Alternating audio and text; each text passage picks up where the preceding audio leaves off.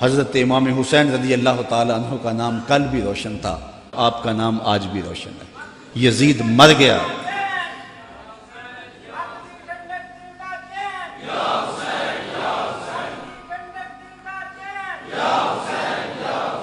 سارا دن بھی ہم نعرے لگاتے رہیں، یہ ایسا نام ہے کہ ہر لمحہ اندر ٹھنڈ اترتی رہتی ہے۔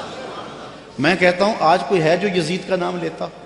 یزیدی ہیں، گلی گلی یزید آج بھی موجود ہے، مختلف روپوں کے اندر یزید ہے، لیکن یزید کو اس قدر امام نے بے نقاب کر دیا کہ آج یزیدی بھی یزید کا نام نہیں لے سکتے۔ اگر کوئی یزید کا نام لیتا بھی ہے تو سر جھکا کے لیتا ہے، دائیں بائیں دیکھ کے لیتا ہے، نام لینے سے پہلے شرمندہ، نام لیتے ہوئے شرمندہ، نام لینے کے بعد شرمندہ۔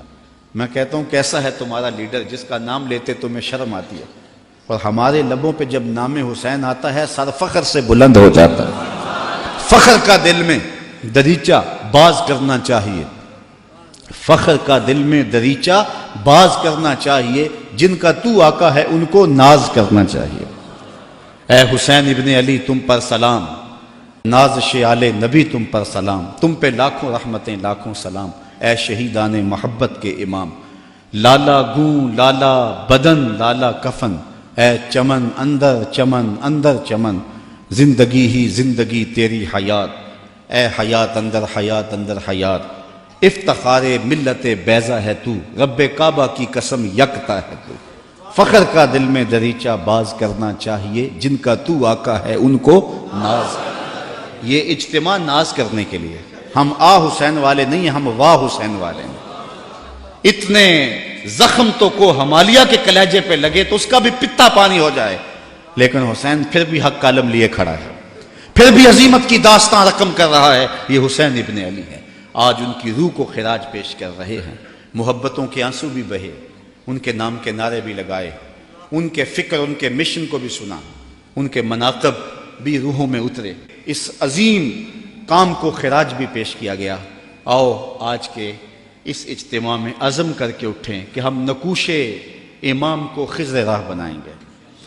میں کہتا ہوں حضرت امام حسین نے تو لاشوں کے درمیان بھی نماز نہیں چھوڑی، 71 لاشیں پڑی ہوئی ہیں، پردے داروں کے پردوں کا دکھ بھی ستا رہا ہے، اور بدن میں تیر پیوست ہیں، اور نیزوں کی انیاں پھنسی ہوئی ہیں، اور گھوڑے کی زین سے فرش زمین پہ آ رہے ہیں۔ آپ نے ان حالات میں بھی نماز نہیں چھوڑی۔ ہم کیسے حسینی ہوں گے کہ 10 محرم کے دن بھی ہمیں نماز نصیب نہیں ہوگی؟ اگر 10 محرم کے دن بھی ہم نماز نہیں پڑھیں گے اور نام حسین ابن علی کا لیں گے تو پھر حرف حرف اور لفظ لفظ منافقت ہوگی۔ آئیے ان کا نام لیتے ہیں تو ان کے نقوش پا کو بھی خضر راہ بناتے ہیں۔ حضرت امام حسین رضی اللہ تعالی عنہ نے یزید کی بیعت سے انکار کیا، اور اس میں ہمارے لیے سیکھنے کی یہ بات ہے کہ ہم کبھی بھی کسی ظالم کے ہاتھ پہ بیعت نہ کریں۔ یہ جو مسلح کی امامت ہے، میں اپنے اس جملوں پہ آپ کی توجہ چاہوں گا۔ یہ جو مسلح کی امامت ہے یہ امامت صغرا ہے، چھوٹی امامت ہے، اور یہ تخت و تاج کی امامت جو ہے یہ امامت کبریٰ ہے، بڑی امامت ہے۔ ہم چھوٹی امامت کے بارے میں تو اتنے حساس ہیں کہ اگر کسی کے پاؤں کی انگلیاں بھی اٹھ جائیں تو ہم اس کے پیچھے کہتے نماز نہیں ہوگی۔ اگر کسی شخص کی داڑھی کا سائز چھوٹا ہو تو ہم اس پہ احتیاط کرتے ہیں کہ اس کے پیچھے نماز واجب الاعادہ ہے۔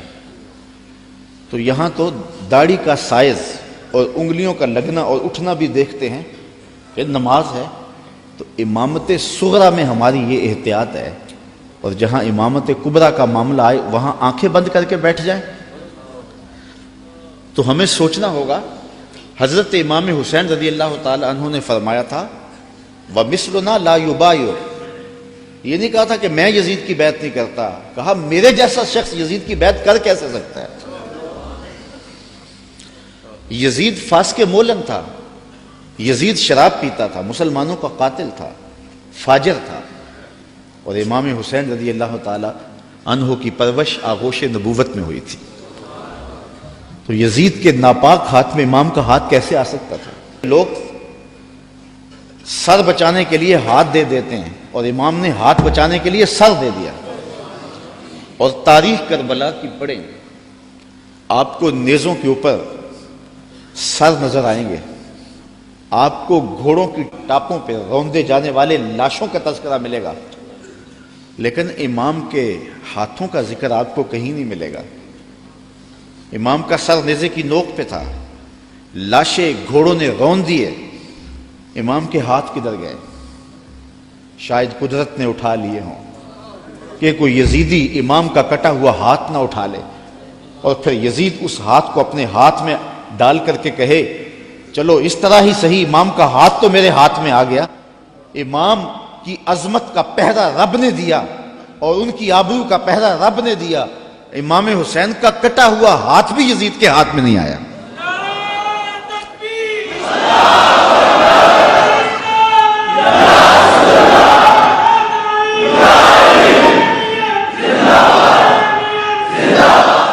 اور اس ہاتھ کو بچانے کے لیے مدینہ چھوڑا.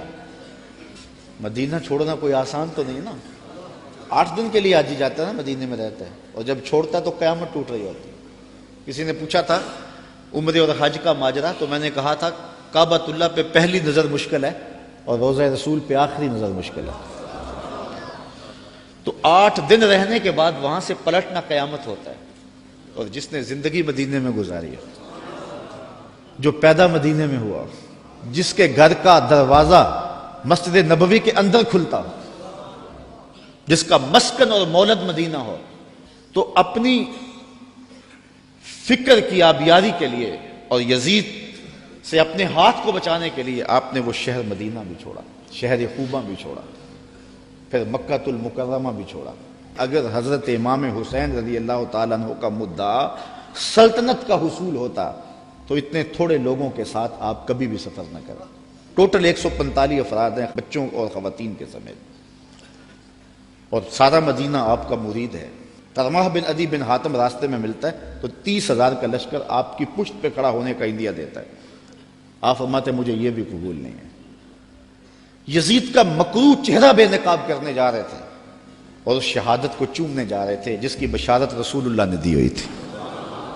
اور پھر بڑھتے گئے اور اٹھنے والے قدم حضرت امام کے پیچھے نہیں ہٹے اور قیامت تک لوگوں کو درس اور سبق دے گئے کہ حق کے لیے جان کا نذرانہ پیش کرنا پڑے تو یہ سودا سستا ہے.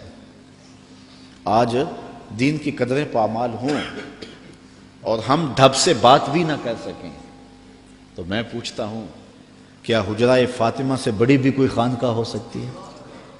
کیا حسین ابن علی سے بڑا بھی کوئی سجادہ نشین ہو سکتا ہے؟ تو جب انہوں نے حق کے لیے اپنا سب کچھ لٹا دیا تو مجھے اور آپ کو اپنی زندگی کی ایک ایک ساتھ کو دین کے لیے پیش کر دینا ہوگا.